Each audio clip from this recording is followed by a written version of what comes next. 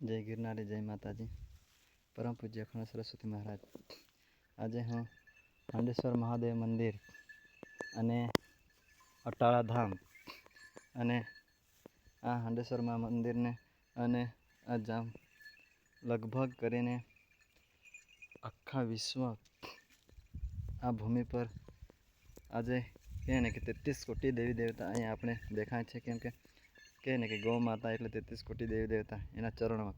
આજે આમ પર્વત છે, આ પવિત્ર ભૂમિ છે અને સંતોની ભૂમિ છે. આજે આખા પર્વતો દેખાય એકદમ શાંત છે, કોઈ તકલીફ નથી, કોઈ વાદ વિવાદ નથી, કશું નથી, પોતાની જગ્યા પર એકદમ સ્થિર છે. એવું આપણે આ પર્વત ખરેખર આ જગતને ઓળખવું હોય તો પર્વતને ચોટી પરથી અનુભવ કરવો પડશે. કેમ કે આ ભૂમિ જ એવી છે કે તપની ભૂમિ છે અને પર્વતોને કોઈ બી નુકસાન કરે તો એનું નુકસાન થશે. એટલે આ શિવની ભૂમિ છે અને મા જગતજનની આદિશક્તિની ભૂમિ છે. અને બધી જ ગૌ માતાઓ નિસ્વાર્થ અહીંયા બધી ચરે છે. અને અહીંયા ગૌ માતા તમે જોઈ શકો છો. આ અને એ જ ગૌ માતાના આશીર્વાદથી આખી દુનિયા ચાલે છે. અને એને ગૌ માતાને કોઈ ગૌ હત્યા કરશે તો એનું ખરેખર નુકસાન થશે. એટલે ગૌ માતાને ક્યારેય બી તકલીફ આપશે નથી, આપતા નહીં. કેમ કે ગૌ માતાને ચીરફાડ કરતા નહીં.